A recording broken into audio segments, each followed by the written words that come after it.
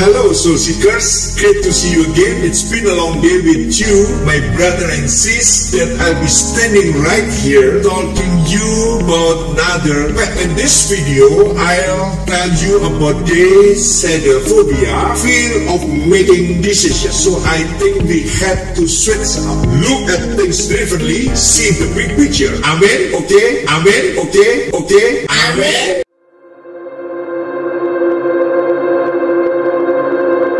Don't skip this video, but stay tuned. I will tell you the outspoken from the Bible secara belak-belakan. Okay? God bless.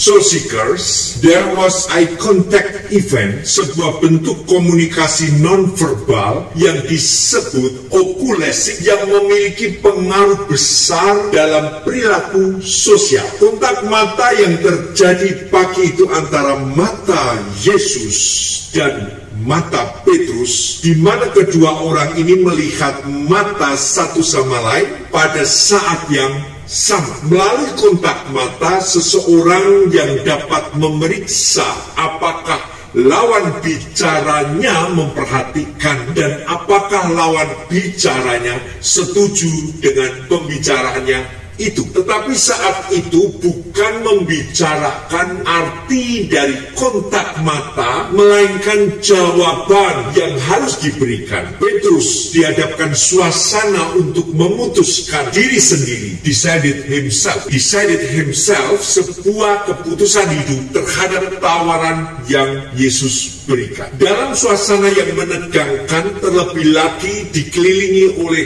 orang-orang, membuat jantung Petrus berdegup keras, menjadi senewan dan nervous. Baik, kita akan return back peristiwa ini.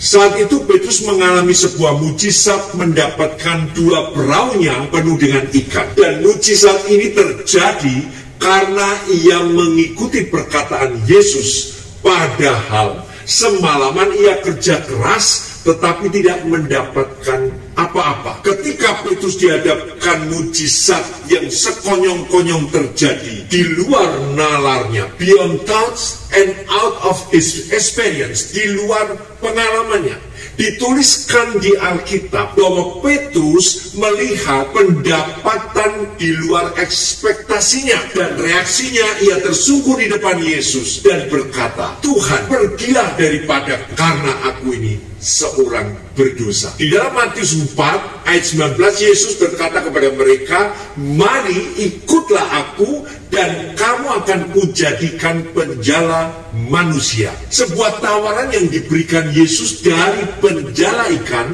menjadi penjala manusia. Petrus dihadapkan suasana untuk memutuskan diri sendiri, decided himself, sebuah keputusan hidup terhadap tawaran yang Yesus berikan. Perasaan Petrus campur aduk antara tercengang melihat mujizat, lalu dirinya sadar bahwa dirinya orang berdosa. Dalam perasaan yang kalang kabut ini, karena dipicu juga ketegangan untuk memberikan jawaban kepada Yesus. Apa yang Yesus katakan? Dalam Lukas 5 ayat 10 katakan, kata Yesus kepada Simon Petrus, "Jangan takut, mulai dari sekarang engkau akan menjala manusia." Dari penjala ikan menjadi penjala manusia. Yesus memberikan sebuah keyakinan yang absolut untuk jangan takut. Disedophobia didefinisikan sebagai ketakutan irasional dalam membuat keputusan. Irrational fear of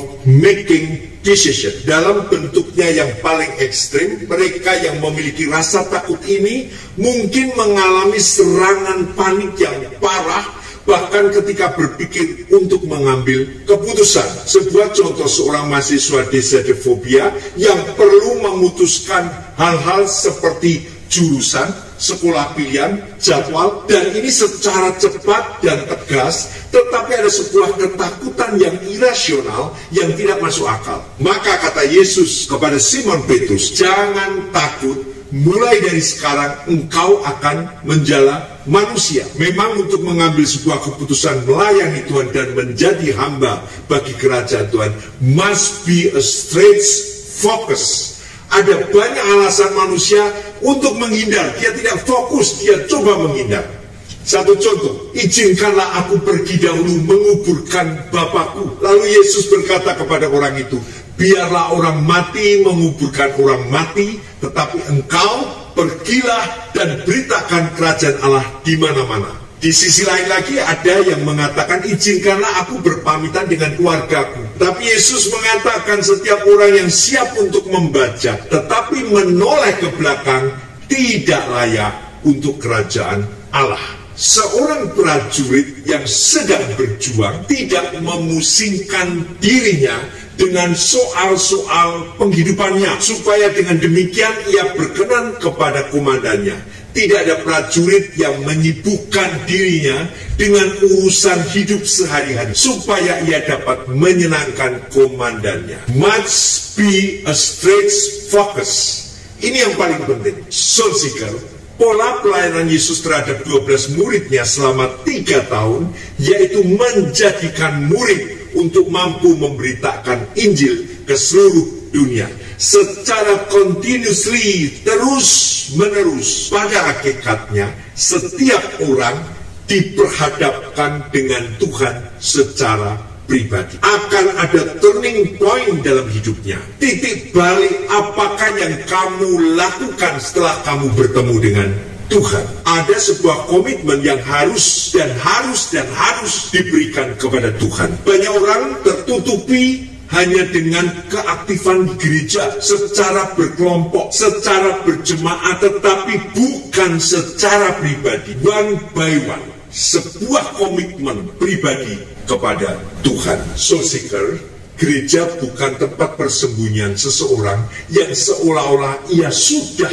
ada dalam kehendak Tuhan. Petrus saat itu memikirkan jawaban yang sesuai, yang appropriate dengan kata hatinya, bukan lip service saja. Matius 4 ayat 20 katakan, ia tinggalkan jalannya, ia tinggalkan 2 perahu yang penuh dengan ikan itu. Saudara, ini hal yang tidak mudah. Banyak orang katakan, Tuhan biar aku melayani Tuhan lewat kekayaanku dengan mensupport pekerjaan Tuhan. Apakah itu benar? Aku merasa bahwa jawaban Petrus untuk meninggalkan jalannya dan mengikut Yesus bukan sebuah jawaban yang gegabah, yang tergesa-gesa, yang ceroboh, yang teledor.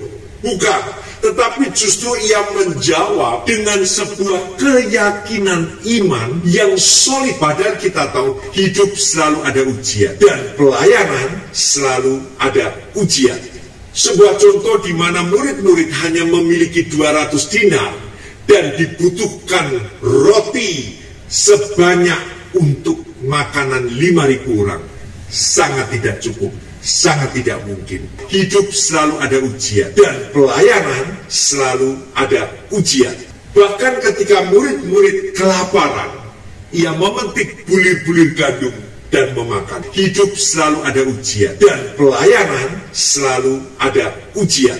Hal ini selalu kita tidak bisa terhindar dari masalah keuangan. Tetapi satu perkataan Paulus, aku tahu apa itu kekurangan, aku tahu apa itu kelimpahan, dalam segala hal dan dalam segala perkara tidak ada sesuatu yang merupakan rahasia bagiku, baik dalam hal kenyang maupun dalam hal kelaparan, baik dalam hal kelimpahan maupun dalam hal kekurangan.